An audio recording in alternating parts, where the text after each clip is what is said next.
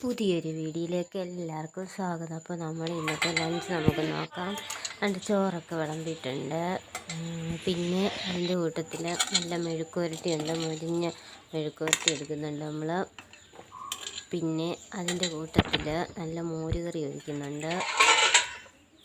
അപ്പം നമ്മുടെ ചാനൽ ആദ്യമായിട്ട് കാണുന്നവരാണെങ്കിൽ ഒന്ന് സബ്സ്ക്രൈബ് ചെയ്തിട്ട് കാണണേ.